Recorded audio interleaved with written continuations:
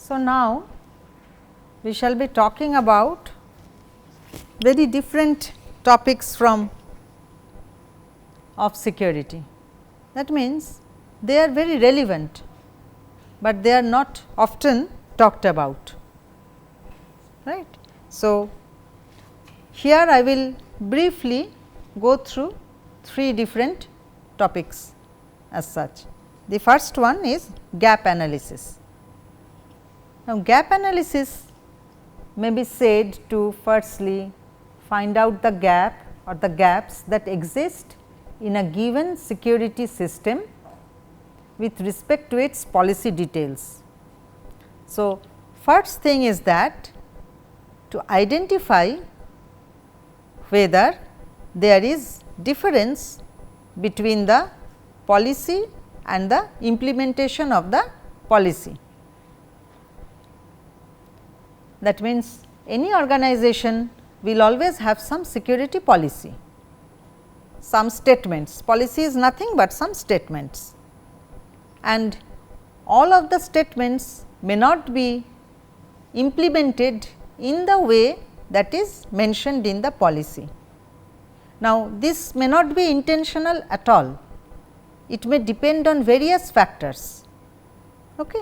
For example, first factor is say high overhead, maybe the implementation will be too much costly. So, people may refrain from implementing. Others may be the actual perception of the policy may not actually be implemented or validated and verified. So, that may be a problem.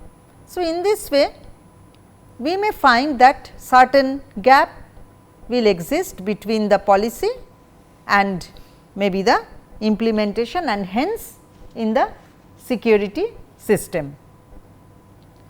After the gaps are identified, then obviously they have to be studied with intimate detailings. That means, what are the gaps actually? This is very, very important. You can understand that this is not the same, very nice, but what is it missing? So, you have maybe you have to point it down that this is not there, this is not there, like that, and they may seem to be very innocuous at first, but when you come to this stage of analysis, then you find that how these gaps may be say approached from both the points of view. That means, not only from being compromised, but also from being how to protect the gaps. Okay. So, analysis is also very, very important consideration if you are able to find a gap, because then only you can take the steps.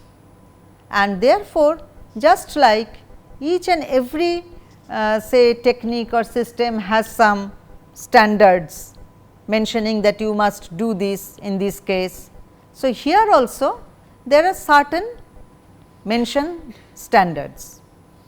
So, gap analysis provides a comparison of your security program, that means whatever you have in your organization versus the overall best security practices, because you have already known that in your security program there are certain loopholes or gaps, but the best practices will not have all these things.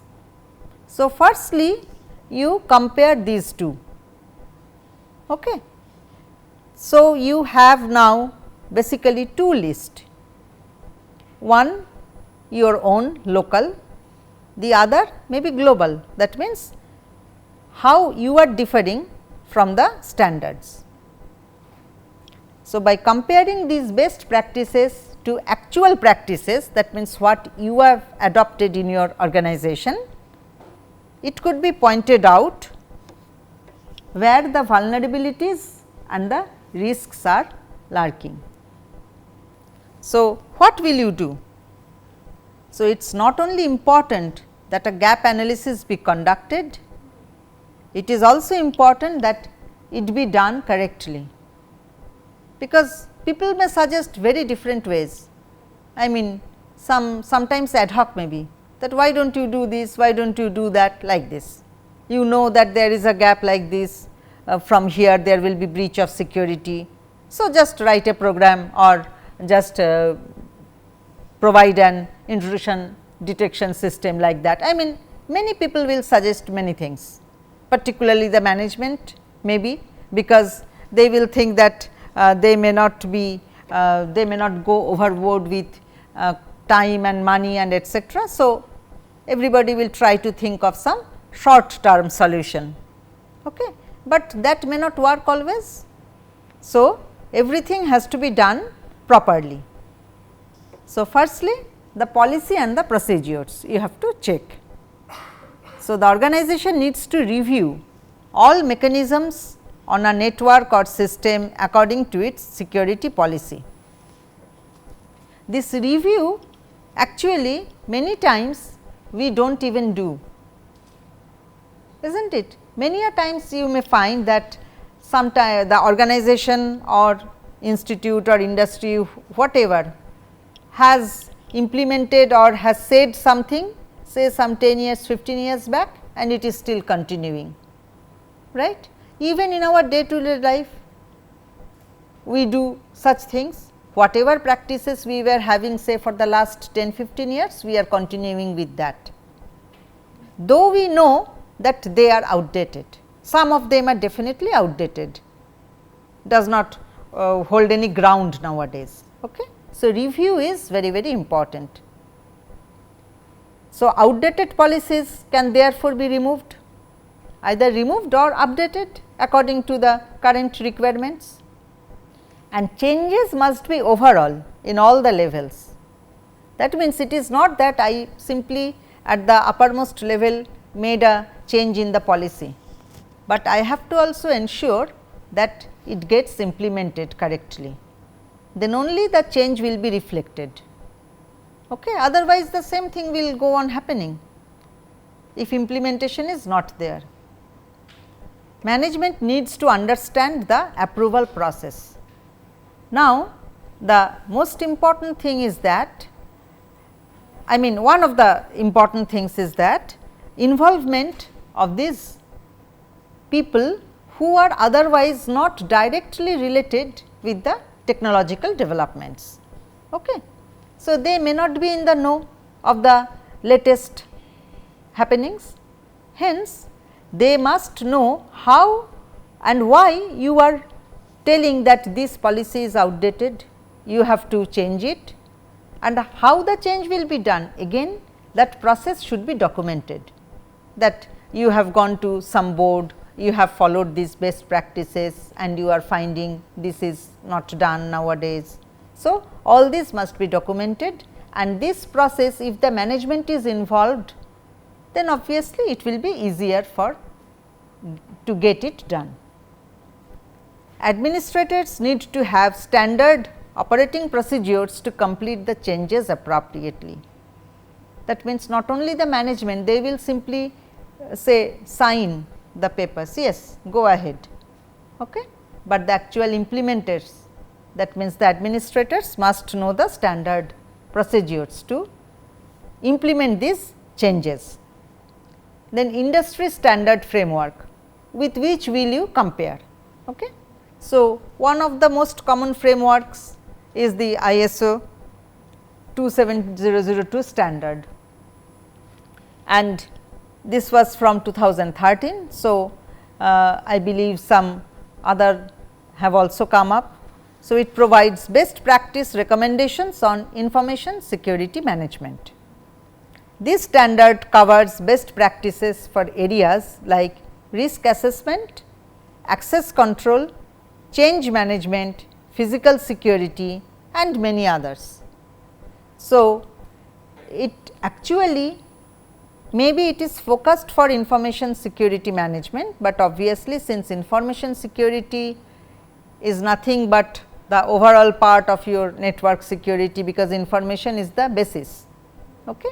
So, we must also know this. So, basically the focus will be on risk assessment, access control, change management. This is also very, very important, as you will understand later. Or just a simple example may do, I think, that whenever we write a program, right, many a times we go on changing it, and after some times I may find that this version is not working at all. So, I have to go back again, but if I have not kept the earlier version properly, then yes, I may not be able to get back ever. Okay. The industry standard framework will provide a good benchmark. So, that can be compared with the organization security policies and against the network controls. So, it is recommended that someone without any connection to the network architecture or the system in place evaluate the organization's security plan. What it means? That means a third party evaluation, because it is quite possible that if I belong to some institute, I may have some weak point for that institute, and hence I may say no, this security policy is good, this policy is good, you need not change it, why, etc. right. So, it is better that you have somebody completely different, not attached to this organization, to evaluate your policies. Some industry compliance standards may require an outside consultant. That means, your organization may not deal with all the different say fields or areas of application, but while you are measuring the best practices against your organization, you may have to cover the entire fields. For example, I just give you a small example. Say your organization will have employees, right, and those employees will have their own different records, and these will include medical records also, but your company actually does not deal anything with medical sort of. So, there are no doctors, no caregivers, no nurses attached to your organization. Okay. So, how do you know what policies are to be maintained for securing your employees' health records? Okay. So, you may need some outside consultant also, I mean not the evaluator, but consultant for that purpose. Then comes the auditing, because once you have compared, right. So, then you have to write down certain things. So, it will involve reviewing the framework selected along with any updated policy and procedure. I think auditing all of you know. Okay. It simply mentions what has been done, what was there, what has been done, what is now. Okay. So, it involves reviewing the framework selected along with any updated policy and the procedure to implement that updated policy. I mean that procedure may not have been just now implemented, but mention that this updated policy may be implemented like this, some guidelines, some hints, etc. It can verify that the organization is following its own policy by applying the framework standards to them.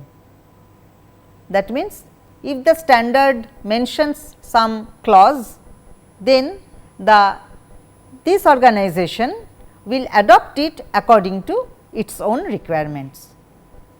Okay. That is the meaning of this. That means, it is following its own policy, but by applying the standards to them, not just they have written some policy like that ad hoc. Using the selected framework, check a procedure and find if it is a security breach and against organization standards. So, this selected framework will be definitely consisting of whatever you have, in what formats you have, how you are getting the data, how you are keeping it, all these things will be there. Okay. So, you have to find out whether there is a security breach and which is against your standards of the organization. Now, how to find security breaches, right. So, again there may be some policies written on that also, that if this happens, consider this to be security breach. Okay. For example, say in the policy was mentioned that the network of the organization must be monitored. So, there is some monitoring software. Firstly, there may be some intrusion detection software also, all things like that may be there, right. Now, suppose how will you are monitoring, fine, you are getting the data, but how will you know that a breach has occurred? So, that must also be in the policy, that if something like this happens, say in the odd hours of night, some say 5 people enter a lab, then you know that something odd is happening. So, that may be considered to be security breach, like that. So, in the policy only it will be mentioned that to find some security breach using some say general method, and that method may be like this, that yes, there is a say guard and etcetera and other things, the switches were off, but when people come such and such things happen, etcetera. So, in that way it will be implemented. So, you know that the breach has happened. And how do you know this? Because the monitoring is going on 24 hours into 7, that is why. Okay. So, the auditing will take the policy and procedure and apply the framework towards them to ensure it complies with the new standards. So, that means the auditor team will not complete its work by simply writing some updated policy and a procedure. Okay.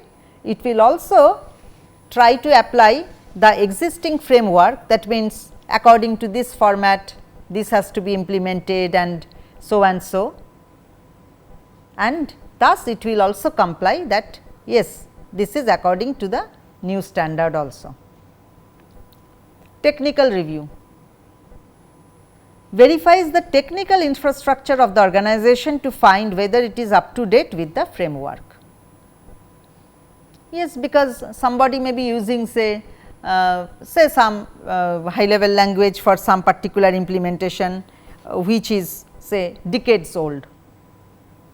So, people now the review committee, technical review committee may say that no, if you implement it using this sort of framework, it will work better. That may be the case. So, that may be reviewed under technical review. Reviews the security of its systems at a granular level and apply the framework to the network or the system to determine if it meets the standards.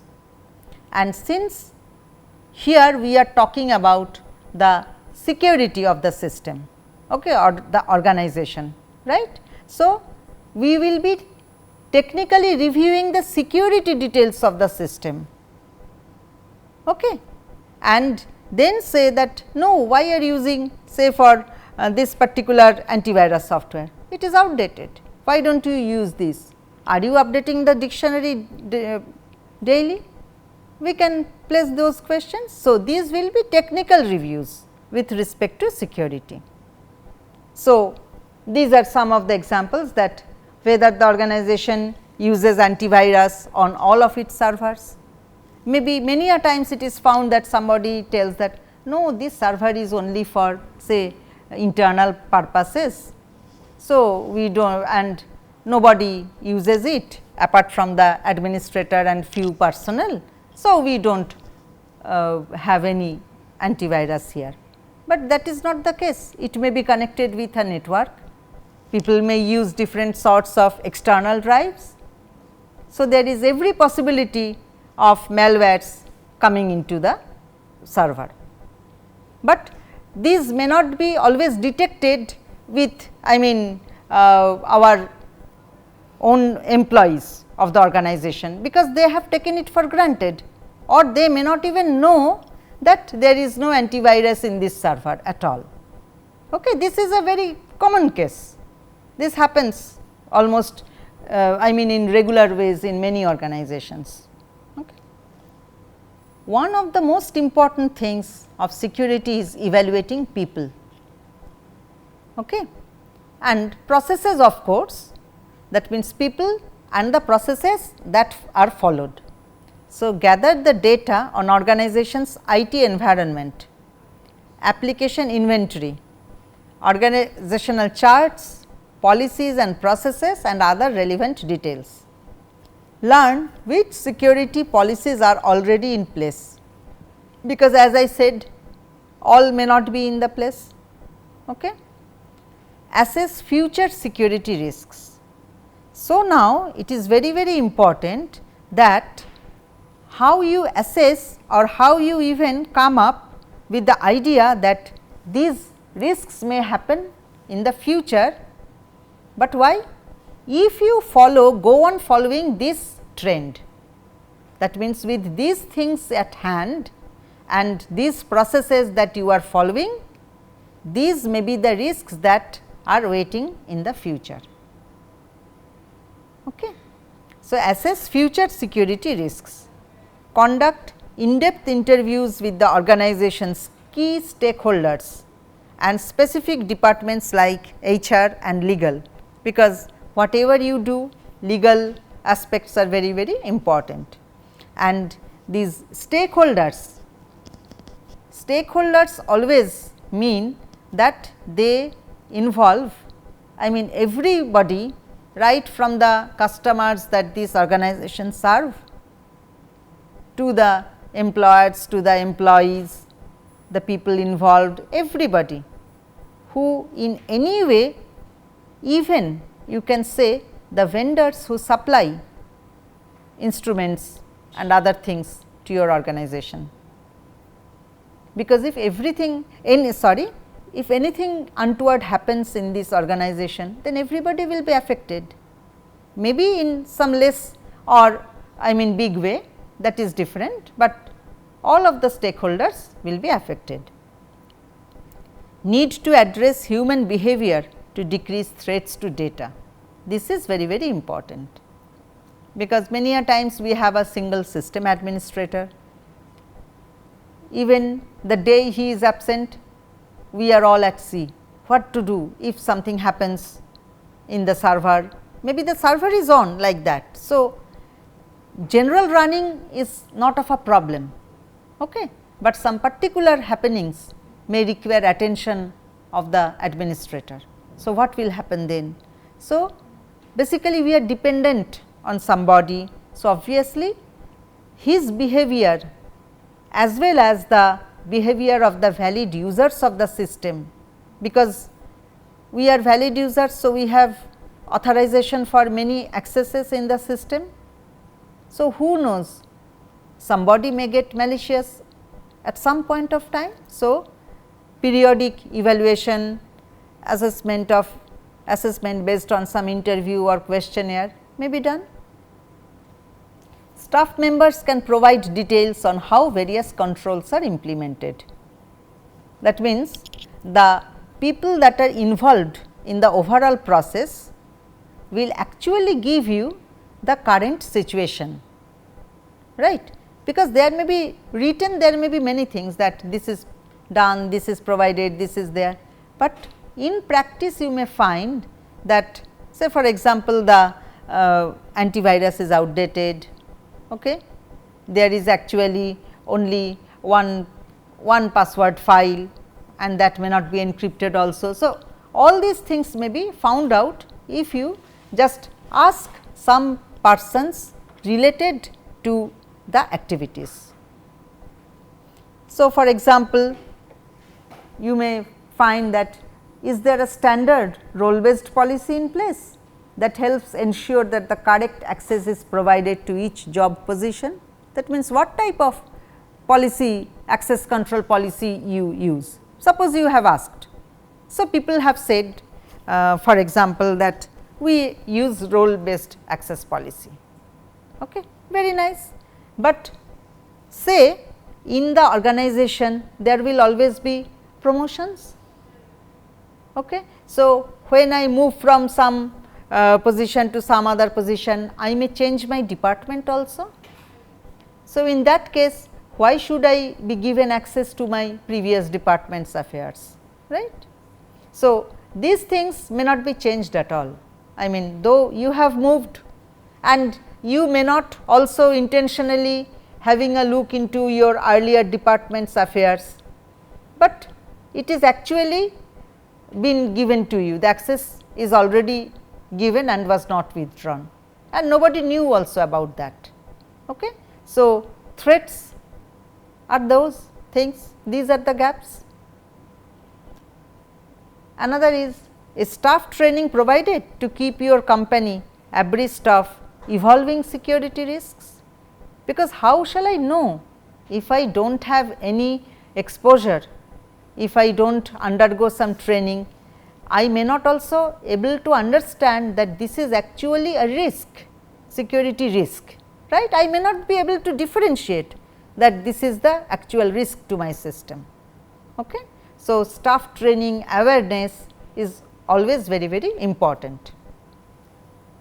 Then the data gathering technology, that means data gathering and the technology is involved. So, compare the best practice controls or relevant requirements against the organizational controls. To have a clear picture of the technical environment, the protections in place and the overall security effectiveness. That means, say for example, all of you know that in the I mean time, in due time, different types of data as well as volume of data will be generated. Now, how you keep them, whether they are safe in some safe place in the sense some storage may be, okay.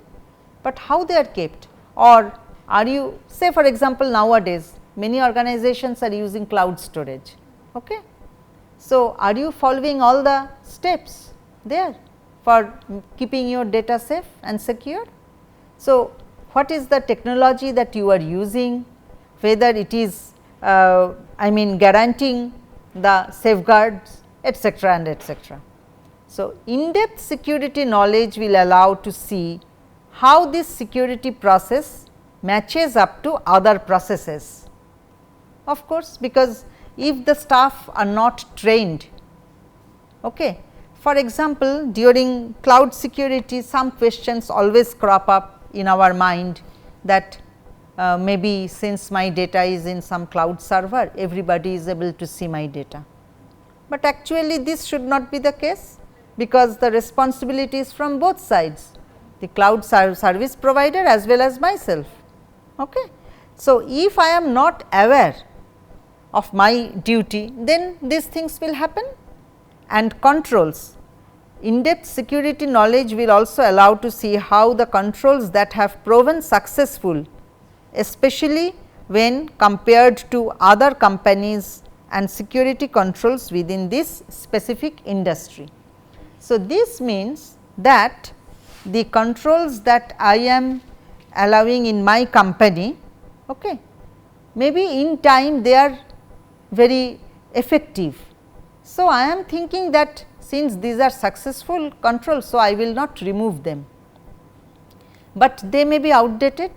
So, I have to always keep abreast of the happenings inside, I mean happening in front of me in the same type of industry that I am working in, as well as the standards practices, because not all industries will have the same types of say implementations. Say I belong to IT industry, so its working will definitely be different from some other say car industry. I mean say because it has a massive production part, apart from it, it also has its IT department undoubtedly, that is also very, very large, okay. But it also has its manufacturing units and some whole lot of things with it. So, I cannot compare my IT industry only, my IT organization with a car company organization, right. I have to compare myself with some similar IT organization. Then comes the analysis part.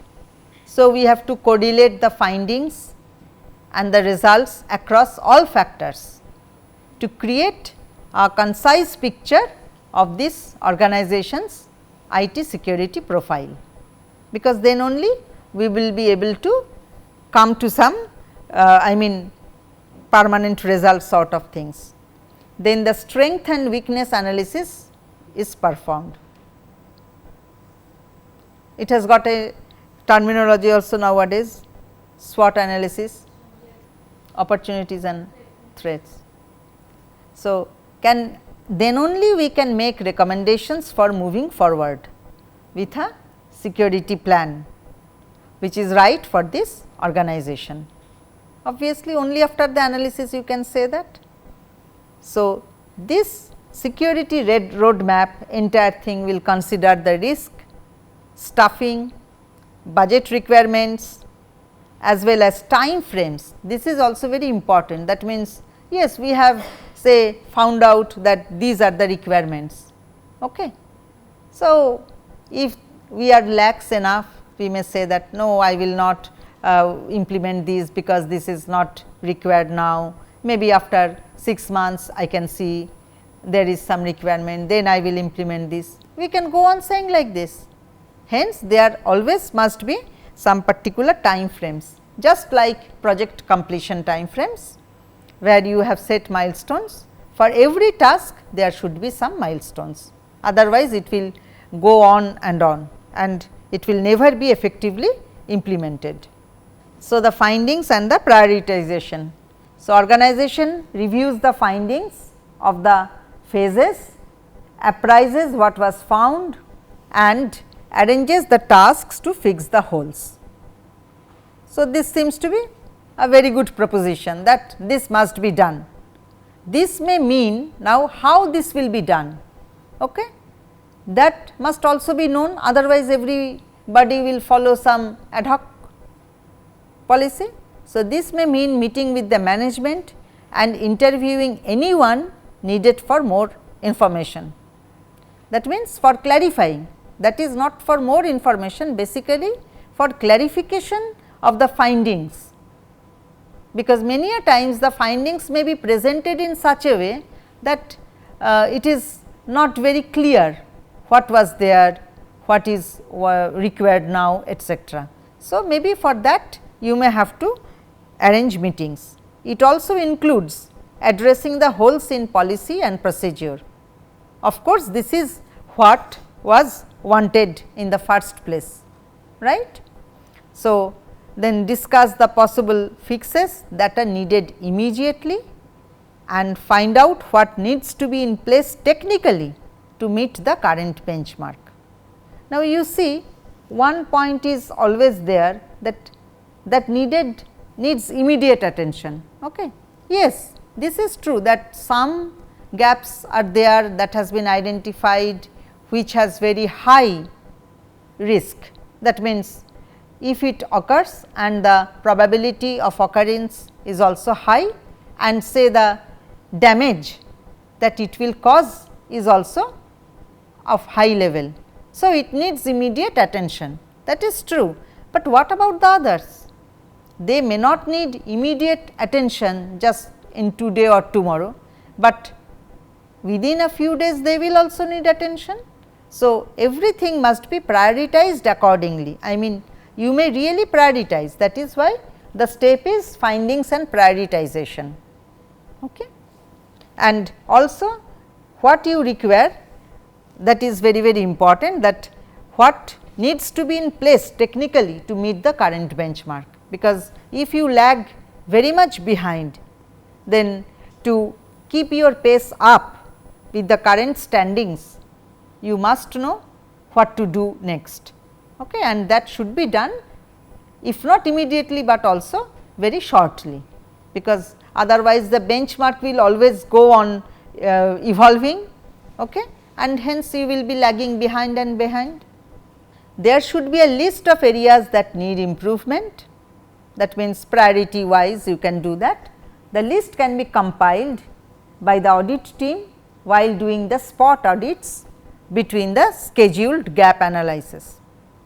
So, I mean, who will compile the list? Obviously, there may be a question that I cannot do this, I will not do this because I have other works, all these things will crop up. So, the list can be compiled by the audit team. When exceptions are found, the particular area of the framework should be reviewed. Whenever there is some mismatch between what is expected and what is available. Okay. So, obviously, that area needs more focus and it has to be resolved very shortly. The goal is to have a consistent adherence to the framework, that means the framework that you have chosen for the analysis of gaps in your system with respect to the current best practices standards.